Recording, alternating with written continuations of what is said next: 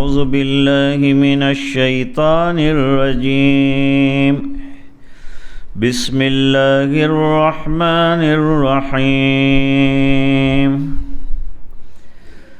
إنما جزاء الذين يحاربون الله ورسوله ويسعون في الأرض فسادا أن يقتلوا أو يصلبوا أو تقطع أيديهم وأرجلهم من خلاف أو ينفوا من الأرض ذلك لهم خزي في الدنيا وَلَهُمْ فِي الْآخِرَةِ عَذَابٌ عَظِيمٌ.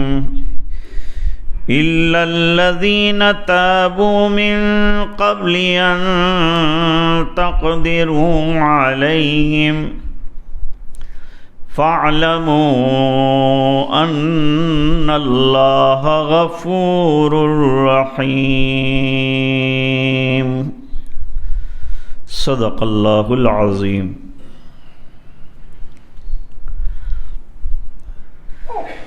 گزشتہ حابیل اور قابیل کے قتل کے سلسلے میں واقعہ ذکر کیا تھا کہ قابیل نے حابیل کو قتل کیا، پھر بعد میں دفنانا یہ کوے کے ذریعے سے سکھایا گیا.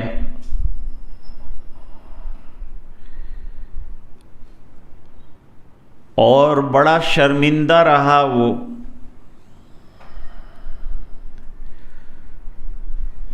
اس کے بعد سے ایک قانون بیان کیا کہ ناحق اگر کسی کو قتل کیا ہے یا زمین میں فساد مچانے والا جو پہلا شخص ہوگا اس کے ذمے تمام بعد میں ہونے والے قتل اور یہ بد امنیاں پھیلانے کی سزا ہوگی.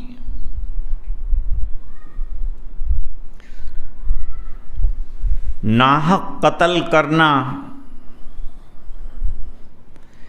یہ بڑا جرم ہے اور اس کی سزا حدیثوں کے اندر بیان ہوئی.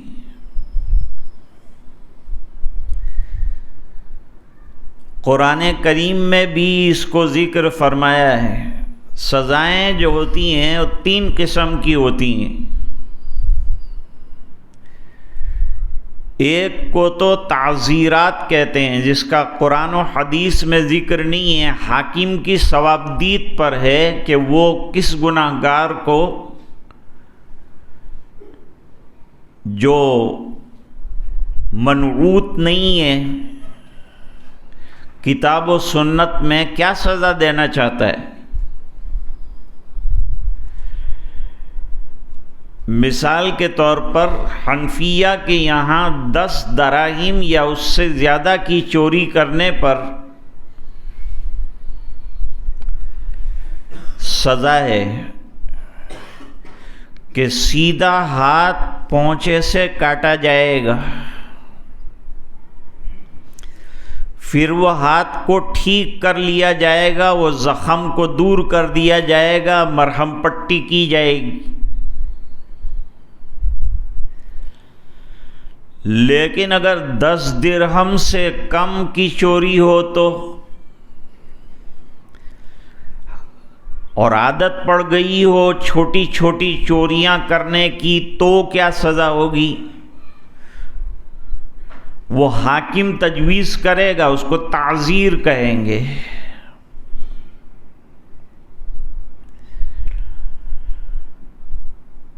اگر قتل کی واردات پیش آتی ہے تو اس کے اندر قصاص لیا جاتا ہے اولاً،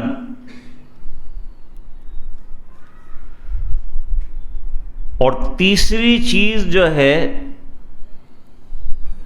وہ حدود ہیں. حدود وہ ہیں جن کا تذکرہ یا تو احادیث متواترہ مشہورہ میں ہے یا قرآن سے ثابت.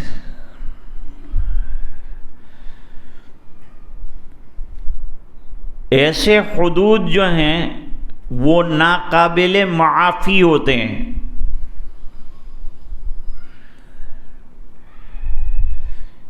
جس میں ڈکیٹی، چوری، زنا غیر شادی شدہ کا، اور شادی شدہ کے لیے حدیث میں رجم کا حکم ہے.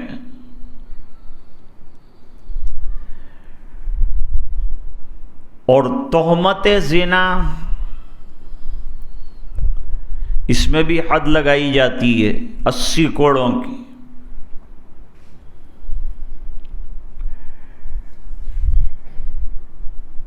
تو یہ بالکل ملا کر 5 چیزیں ہوئیں: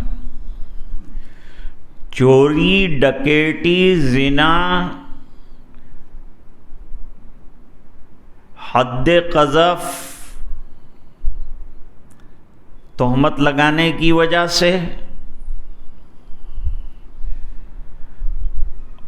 اور شراب پینا، حد شرب خمر. یہ کل 5 چیزیں ہو گئی.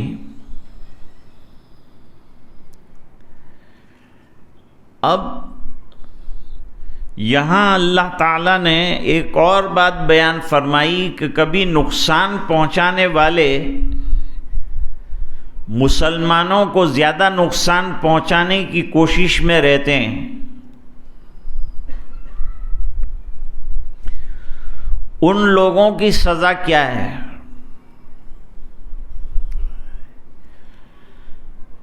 انما جزاء الذین یحاربون اللہ ورسولہ. ان لوگوں کی سزا، جزا سے مراد یہاں سزا ہے،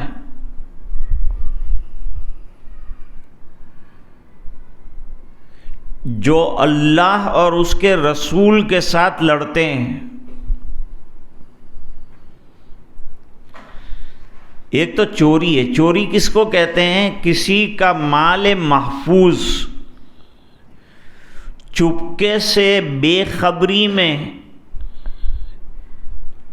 اور ایسا مال جو مال متقوم ہے، جس کی بازار میں قیمت بنتی ہے، اس کا محفوظ جگہ سے نکالنا، اس کو چوری کہتے ہیں. شریعت نے چوری کی تعریف بھی کی ہے کہ سرقہ کا اطلاق کس پر ہے اور اس میں سزا کیا ملے گی.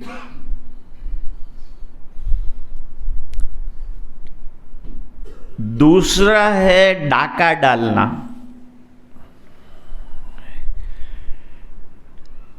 ایک بڑی مضبوط جماعت باغین کی کھڑی ہو جائے اور کھڑی ہو کر جو لوگ گزرنے والے ہیں راستے سے ان پر حملہ آور ہو. ڈاکوؤں کی ایک مضبوط جماعت ہو.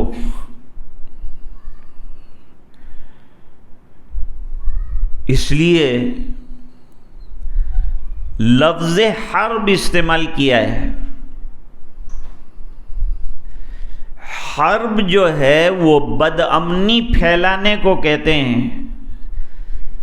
اس سے ان کا مقصد یہ ہے کہ جو ایمان والے ہیں ان پر حملے کیے جائیں، ڈاکہ زنی کی جائے، یا جنہوں نے اپنا شیوا ڈاکہ زنی کو بنایا ہے ایک مضبوط جماعت تیار ہو جائے جو بے باک ہو جائے.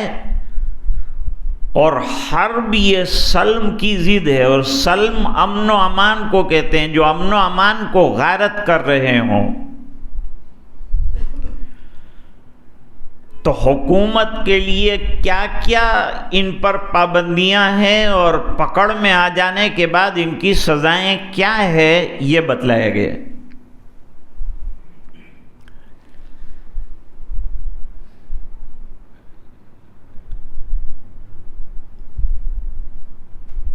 ابو بردہ اسلمی ایک شخص تھا،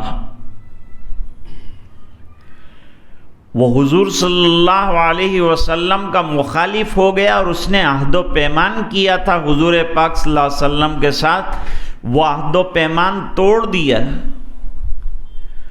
اور مدینہ طیبہ کی طرف ایمان لانے کے لیے آنے والے لوگوں پر ایک جتھا بنا کر حملہ کرتا تھا۔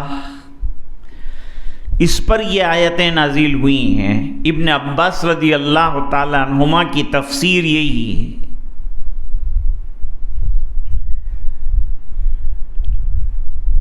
اب یہ جو ڈکیٹ اور ڈاکو قسم کے لوگ ہیں ان کے لیے لفظ استعمال فرمایا یحاربون اللہ ورسولہ، حالانکہ وہ تو لوگوں پر حملہ کرتے ہیں، لوگوں کا مال لوٹتے ہیں یا لوگوں کو قتل کرتے ہیں، تو نقصان تو لوگوں کا کرتا ہے، لیکن نسبت اللہ اور اس کے رسول کی طرف حرب کی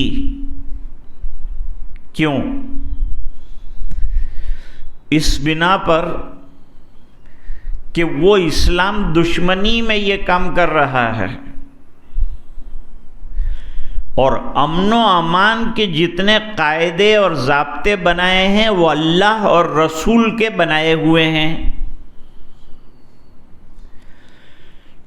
جب وہ اس کی خلاف ورزی کرتا ہے تو گویا کہ وہ اللہ کے احکام کو توڑتا ہے اور اللہ کے ساتھ جنگ کرنا اس کو کہہ دیا اور رسول کے ساتھ جنگ کرنا کہہ دیا، کیونکہ ان کے احکام کی خلاف ورزی ہوئی۔ اسلام چاہتا ہے کہ امن و امان قائم ہو اور انہوں نے حملے کر کے امن و امان کو غارت کر دیا۔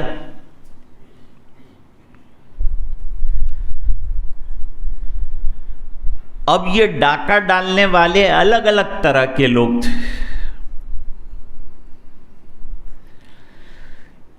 ان میں سے ایک آدمی نے بھی قتل اگر کیا ہوگا تو سب کو قتل کیا جائے گا، ایک نے چوری کی ہوگی تو سب کو سزا ملے گی، کیونکہ پورا جتھا اور پوری جماعت ہے، وہ سب گناہگار اور مددگار ہیں یہ گناہ کے کام میں، اس لیے سب کو یکساں سزا ملے گی۔ ہاں اگر کوئی اسلام قبول کر لے اور ایمان لے آئے، توبہ کر لے، تو ہو سکتا ہے حاکم اس کو معاف کر دے، لیکن اگر چوری کا مال اس کے پاس اور ڈاکہ زنی کے بعد مال سلامت ہے تو حق العبد ضائع کیا تھا وہ واپس کرنا پڑے گا۔ یہاں جن لوگوں کا تذکرہ فرمایا ہے یہ ڈکیٹ اور ڈاکہ زنی کرنے والے جو ہیں وہ ایک کام نہیں کرتے تھے، وہ کئی کام کرتے تھے۔ ایک تو ڈاکہ ڈال کر خوف اور ہراس پھیلایا، قافلے والے گھبرا جاتے تھے، جان اور مال دونوں کی حفاظت کرنا مشکل ہو جاتا تھا، کیونکہ وہ اتنی بڑی تعداد کا مقابلہ کیسے کرتے۔ علی الاسدی ایسا ہی ایک شخص تھا جو مدینہ طیبہ کے راستے میں جو ہے ڈاکے ڈالتا تھا اور بے باک طریقے پر ڈالتا تھا اور دن دہاڑے حملے کرتا تھا اور لوگوں کو قتل کرتا تھا۔ اتنا لوگ پریشان تھے، پریشان لوگ کیا تھے، حکومت بھی پریشان تھی، کوئی اس کو زیر کرے۔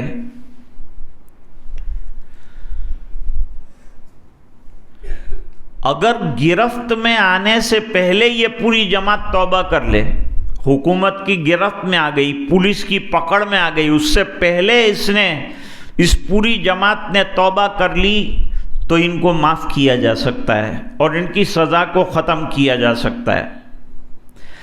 لیکن ایک مرتبہ طے ہو گئی بات کہ انہوں نے کیا ہے اور حکومت نے سب کو گرفتار کیا، تو اب جو سزائیں تجویز ہوئی ہیں ان میں سے کوئی سزا ان کو لگے گی۔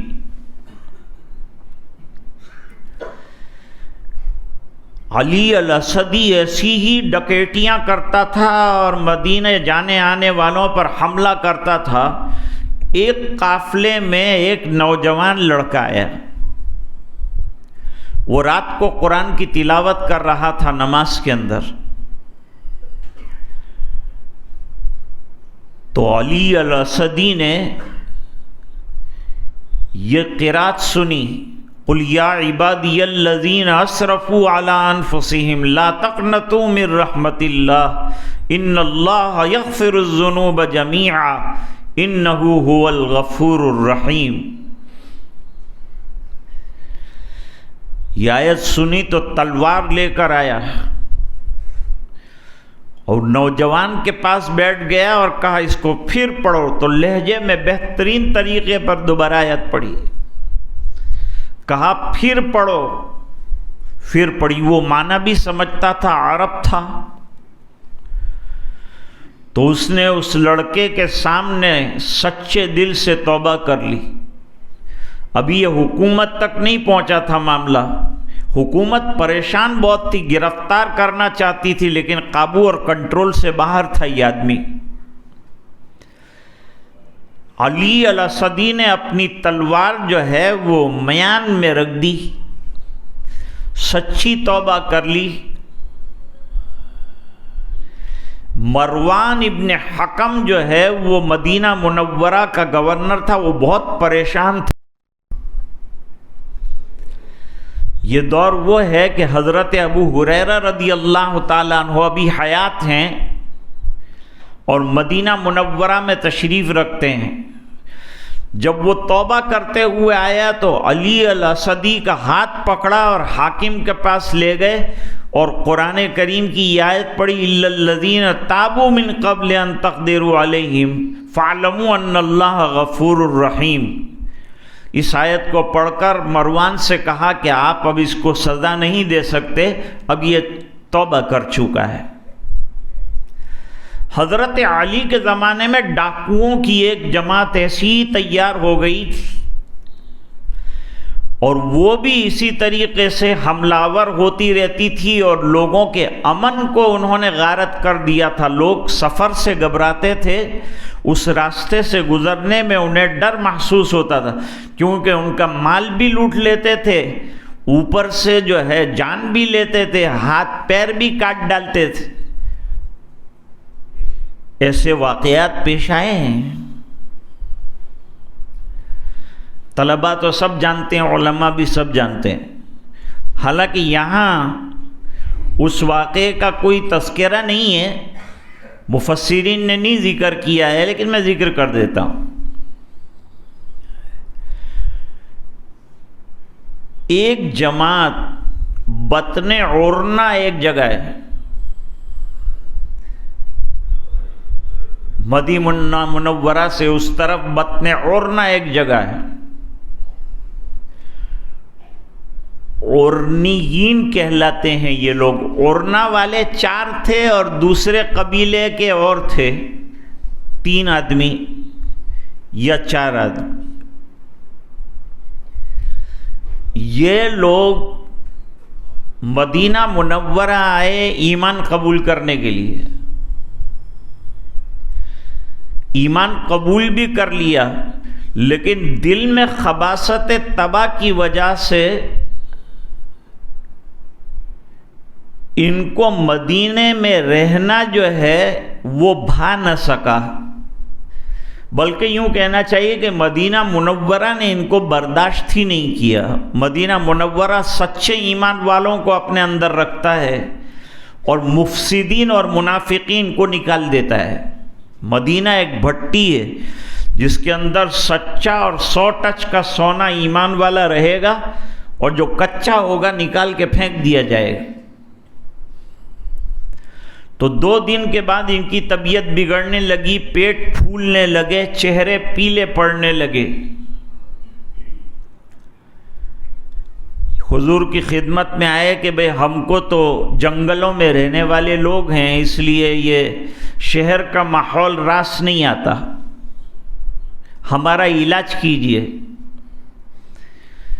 ان کی خباثت تباہ کو دیکھتے ہوئے حضور پاک صلی اللہ علیہ وسلم نے ان کو جنگل میں جہاں صدقے کے اونٹ اور اونٹنیاں رہتی تھیں وہاں علاج کے لیے بھیج دیا۔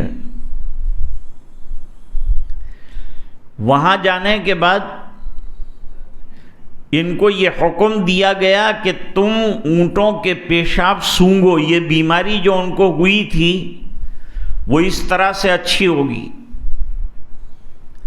بعض روایتوں میں پینے کو بھی کہا ہے، بطور علاج کے اونٹوں کا پیشاب پیو اور اونٹنیوں کا دودھ پیو، چند دن کے اندر یہ تندرست ہو گئے۔ تندرست ہونے کے بعد ان کو جو ہے بدمستی نے گھیر لیا۔ نتیجہ یہ ہوا کہ وہ حضرت یسار رضی اللہ تعالیٰ عنہ جو نگران تھے ان اونٹوں کے اوپر چراگاہ کے اندر، ان کو شہید کر ڈالا۔ حالانکہ انہوں نے ان کا علاج کیا، دودھ پلایا، لیکن ان ظالموں نے یہ ظلم کیا کہ پہلے تو مرتد ہو گئے، ایمان سے ہاتھ دھو لیا، تو یہ واجب القتل تو ویسے بھی ہو گئے۔ پھر انہوں نے حضرت یسار کو شہید کر ڈالا، اور شہید بھی معمولی طریقے پر نہیں کیا، بڑی بے دردی کے ساتھ کیا۔ اور وہ بے دردی کا عالم یہ تھا کہ قتل کرنے کے بعد جو ہے ناک اور کان کانٹے اور آنکھوں کے اندر ببول کے کانٹے جو ہے وہ بھونک دیے۔ پھر صدقے کے جتنے اونٹ تھے وہ تمام چرا کر اور لے کر بھاگے۔ حضور کو دن کے وقت پتہ چلا تو ان کے پیچھے ایک دستہ گرفتار کرنے کے لیے بھیجا۔ گرفتار کر کے ان کو لایا گیا ہے،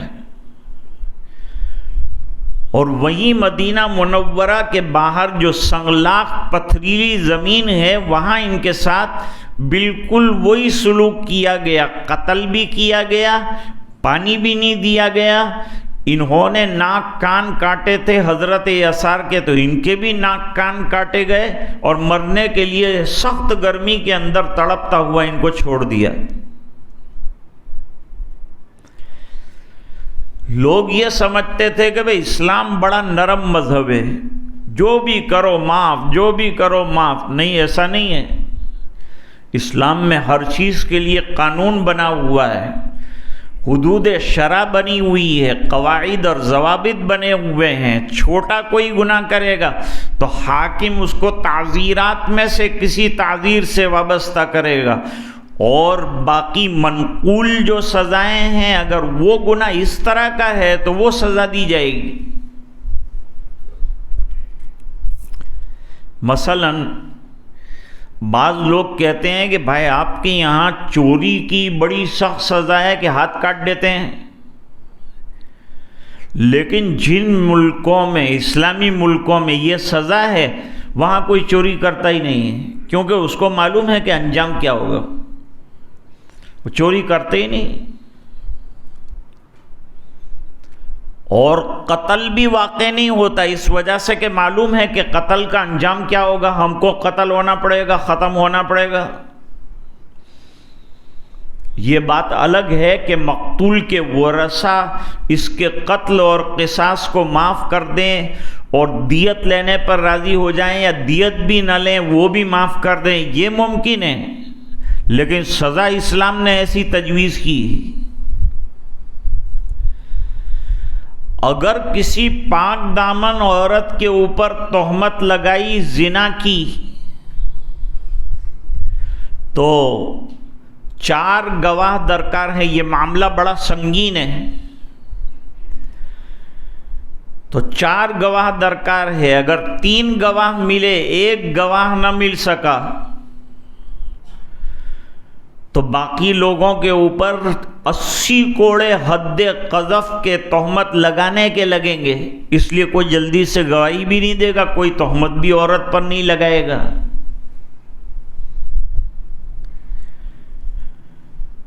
حضور نے اتنی سخت سزا اس بنا پر دی تاکہ جو لوگ اسلام کو بالکل حلوہ اور مٹھائی سمجھ رہے ہیں کہ کچھ بھی کرو اور مسلمان ہو جاؤ سب معاف کر دیا جائے گا، ان کو ذرا سبق مل جائے کہ ہم غنچہ صفت بھی رکھتے ہیں مزاج برہم بھی، دونوں چیزیں سامنے آ جائیں۔ اس بنا پر یہ کیا گیا۔ اب اس پر سوال اٹھتا ہے کہ بھئی مسئلہ کرنا، ناک کان کاٹنا، یہ تو اسلام میں منع ہے، شاید یہ اس سے پہلے کا واقعہ ہو، یا ہو سکتا ہے کہ انفرادی مسئلہ جو ہے وہ منع ہو، اجتماعی مسئلے کی ابھی ممانعت نہ آئی ہو۔ اب یہاں اللہ تعالیٰ نے چند سزائیں ڈاکوؤں کے سلسلے کی بیان کر دی اور بالتفصیل بیان کی ہے، بالترتیب بیان کی ہے۔ تو بے شک وہ لوگ جو اللہ اور اس کے رسول صلی اللہ علیہ وسلم کے ساتھ لڑتے ہیں، قتال کرتے ہیں، یعنی امن و امان کو خراب کرنے کے لیے ڈاکہ زنی کرتے ہیں۔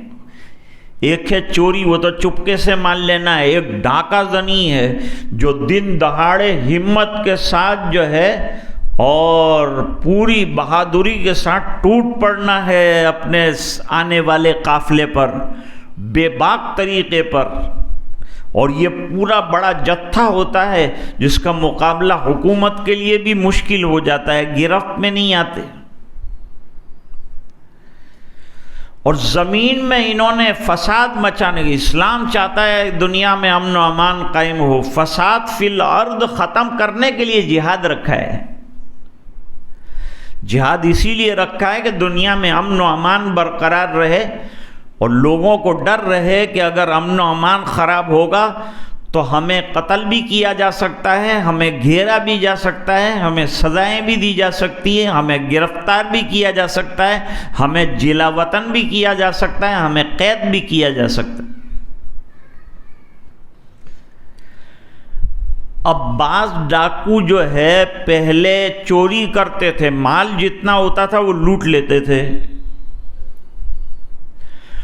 اور پھر جن کا مال لوٹا ہے ان کو قتل بھی کرتے تھے۔ کبھی ایسا ہوتا تھا کہ خالی مال لوٹ لیتے تھے، کبھی ایسا ہوتا تھا کہ مال نہیں لوٹتے تھے، خالی آنے جانے والوں کو ڈر کے لیے جو ہے قتل کر ڈالتے تھے۔ سب کی سزائیں الگ الگ بیان کی۔ اگر خالی قتل کرتے ہیں، اس کے اندر لفظ او آیا ہے، یحاربون اللہ ورسولہ ویسعون فی الارض فسادا ان یقتلوا او یصلبوا او تقطع ایدیہم وارجلہم من خلاف او ینفوا من الارض۔ اس میں لفظ او آیا ہے اور کئی مرتبہ آیا ہے۔ تو سزاؤں کے بارے میں ائمہ میں اقوال ہو گئے۔ موالک کہتے ہیں کہ تخییر کے لیے آیا ہے، اور حنفیہ اور جمہور کہتے ہیں تقسیم کے لیے آیا ہے۔ جیسا جیسا گناہ ہوگا ایسی سزا تقسیم ہوگی، اس کے قائل ہیں۔ اور موالک کہتے ہیں نہیں، حاکم کو اختیار دیا ہے، یہ دے سزا یا یہ دے سزا یا یہ سزا دے یا یہ سزا دے، الگ الگ سزائیں جو مناسب سمجھے گا حاکم دے گا۔ یہ امام مالک رحمۃ اللہ علیہ کا قول ہے۔ امام ابو حنیفہ رحمۃ اللہ علیہ، امام شافعی رحمۃ اللہ علیہ، امام احمد ابن حنبل رحمۃ اللہ علیہ جو ہے وہ تقسیم کے قائل ہے۔ جیسی سزا ہے جیسا گناہ ہے ویسی سزا دی جائے گی۔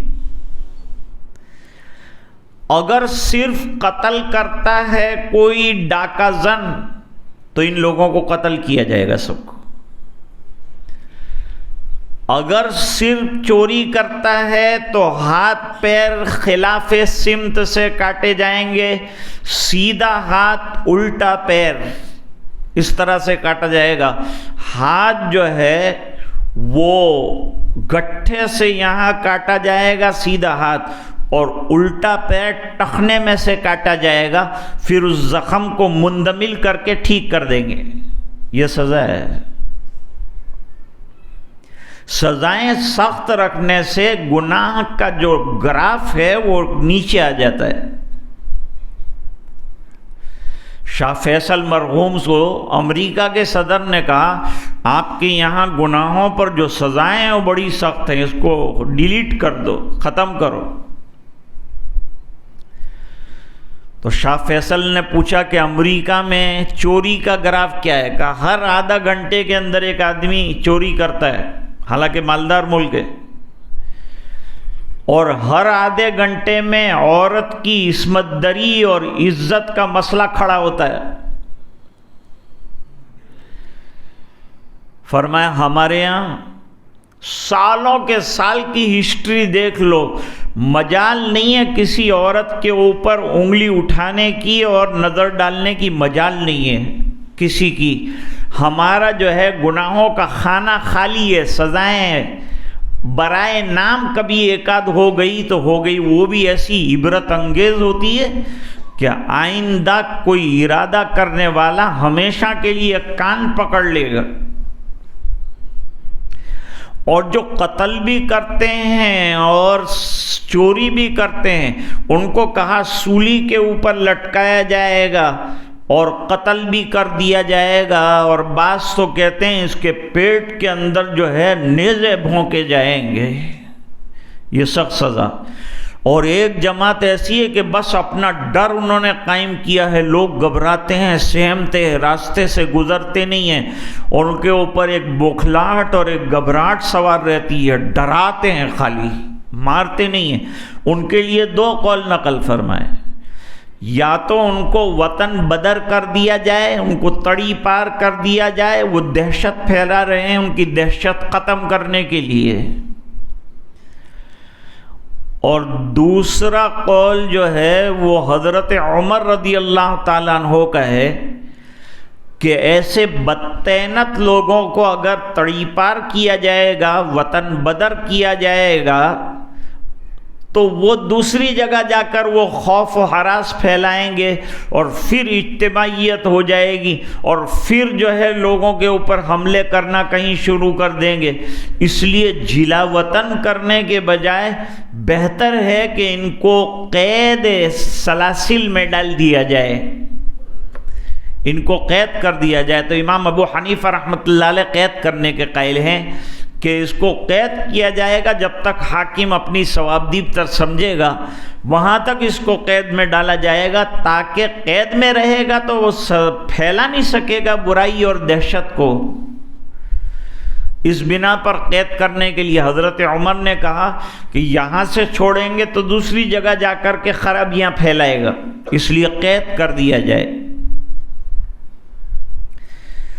اور فرمایا ذالک لہم خزی فی الدنیا، دنیا کے اندر تو ایسی عبرت انگیز ان کو سزا ملے گی، اور آخرت میں یہ جو کچھ کر رہے ہیں اس کا سخت عذاب ان کو بھگتنا پڑے گا۔ آخرت کی سزا تو اپنی جگہ باقی ہے، یہ تو دنیا کے اندر ان کی سزا ہو گئی، مگر گرفتار ہونے سے پہلے اگر یہ سچے دل سے توبہ کر لیں اور حاکم کے دربار میں حاضر ہو کر معافی مانگ لیں تو ان کو معاف کیا جا سکتا ہے، ان کو ان کی بری عادت چھوٹ جائے اور یہ اصلاح پذیر ہو جائیں اور معاشرہ امن و امان کے ساتھ رہ سکے، اس کے لیے ایک آپشن ایسا دے دیا کہ یہ چوری ڈکیٹی اور حملہ آوری اور لوگوں کو تتر بتر کرنا اور مار پیٹ کرنا اور ڈرانا، اس سے باز آ جائیں۔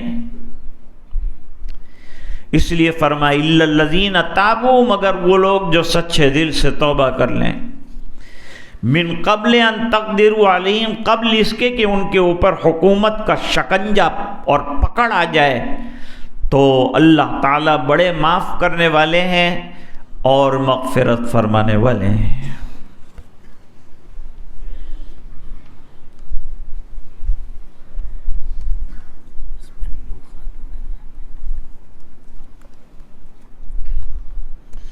رضیہ بانو عبد القیوم خان اور افسانہ بانو ایوب خان بیمار ہیں، شفا کے لیے دعا فرمائیں۔ سارا بی بی، شاکر بھائی، صابر بھائی، وہ بیمار ہیں، ان کے لیے دعا فرمائیں۔ لکھنے والے واضح لکھا کریں، گڑبڑیاں نہ لکھیں ورنہ نہیں بولوں گا۔ احمد علی میتر کا بدھ کو انتقال ہو گیا، مغفرت کے لیے دعا کی درخواست ہے۔ محمد ہاشم ایوب وریا کا آج انتقال ہو گیا، مغفرت کے لیے دعا کی درخواست۔ بسم اللہ الرحمن الرحیم۔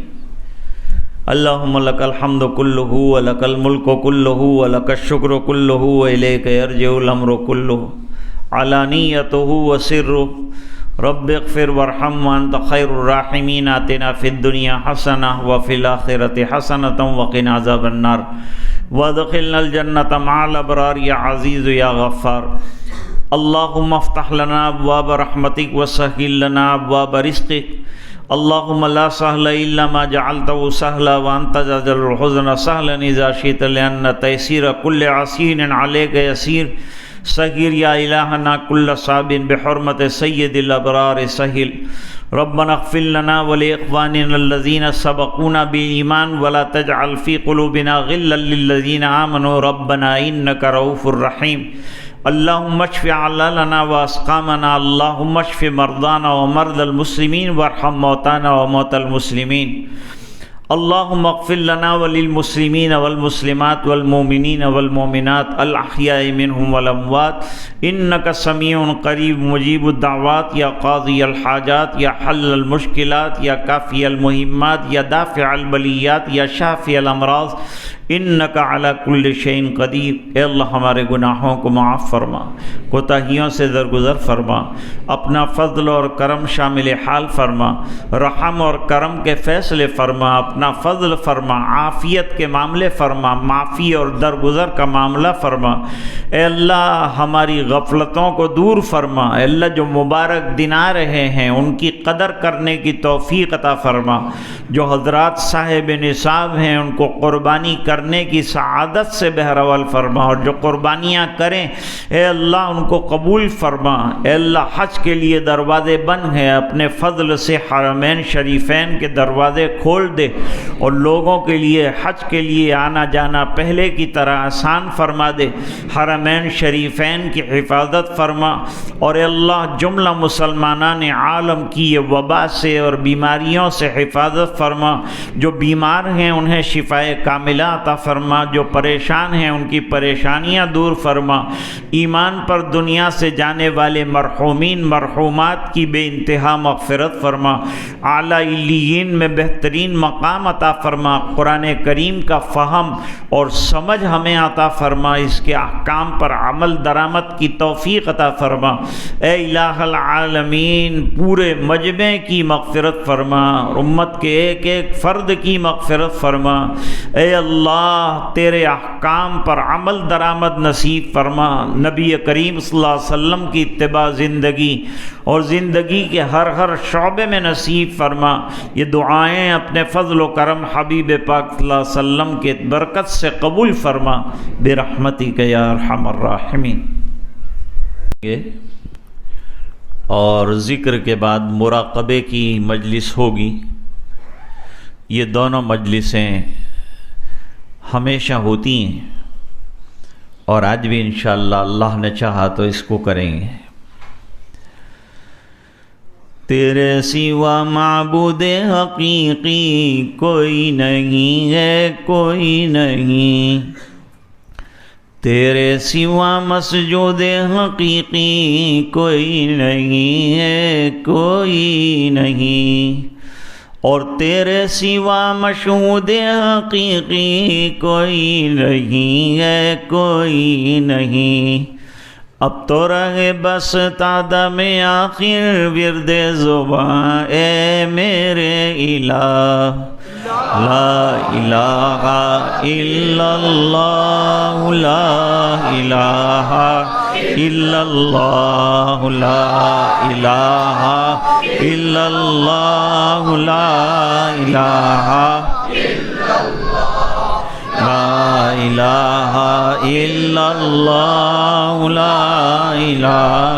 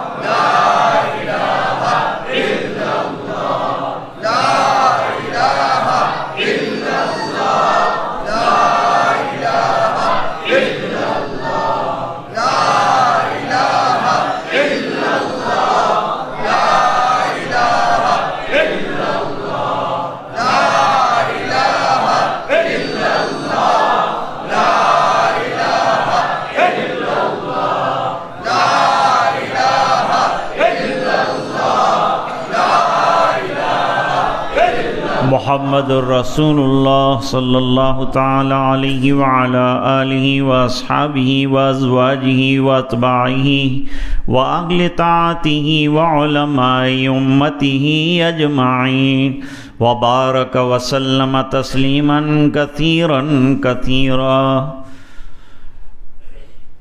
ذکر میں بہت زور سے چلانا نہیں ہے، اطمینان سے ذکر کرنا ہے، آوازوں کو بہت بلند کرنا ضروری نہیں ہے، لہذا درمیانی آواز کے ساتھ کہ دماغ پر بوجھ نہ پڑے اور دل پر بوجھ نہ پڑے، اس طرح پرسکون طریقے پر ذکر کرنا ہے۔ الا اللہ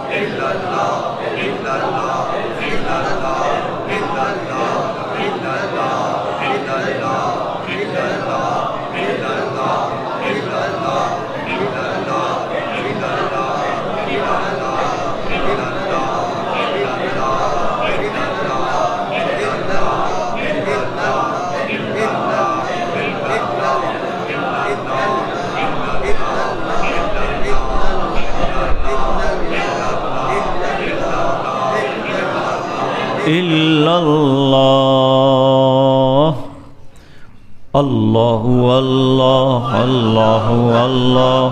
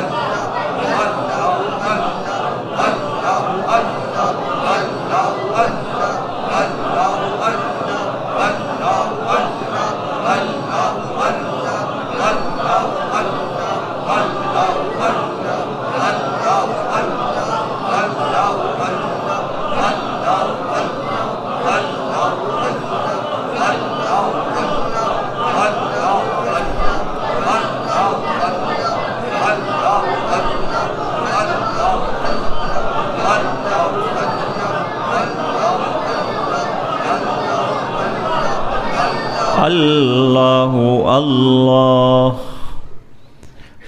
اللہ اللہ اللہ اللہ اللہ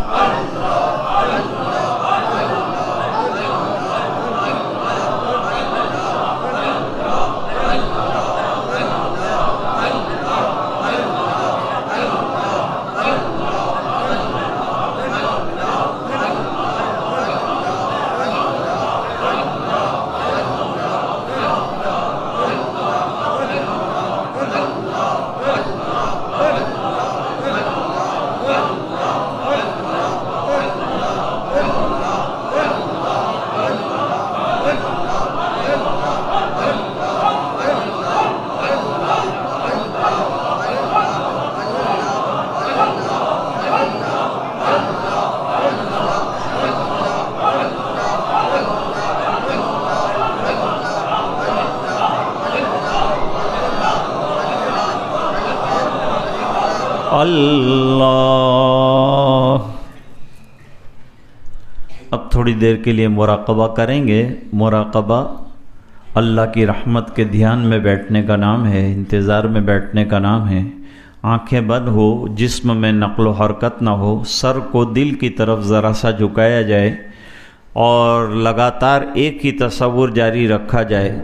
اللہ کی رحمت برس رہی ہے، دل میں سما رہی ہے، دل کہہ رہا ہے اللہ اللہ اللہ۔ اب مراقبہ کریں۔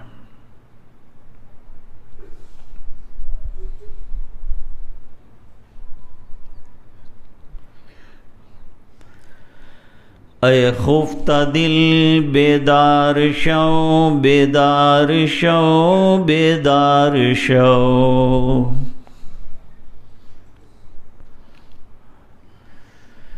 در ذکر حق مشغول شو، مشغول شو، مشغول شو۔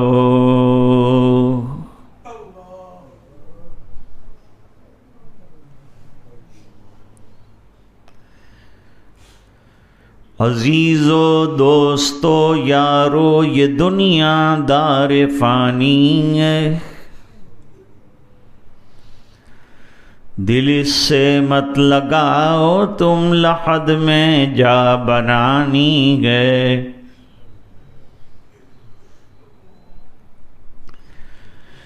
تو آیا بغیر طاعت پھنسا لذات دنیا میں،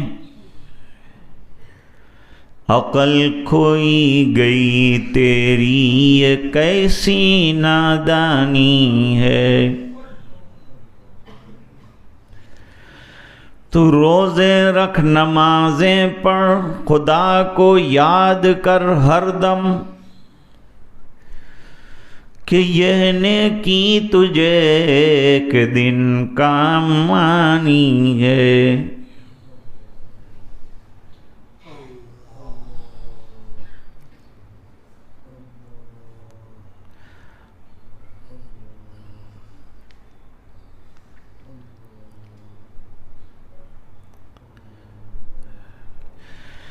نہ دنیا نہ دولت نہ دھن جائے گا، فقط ساتھ تیرے کفن جائے گا۔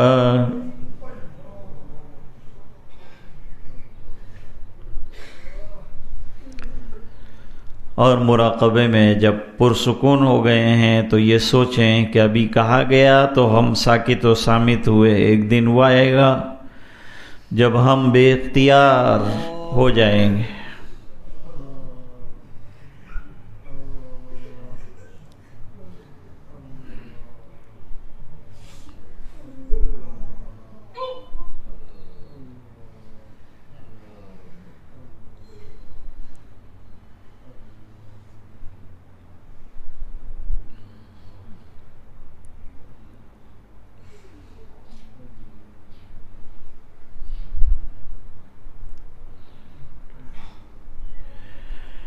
لا الہ الا اللہ محمد رسول اللہ۔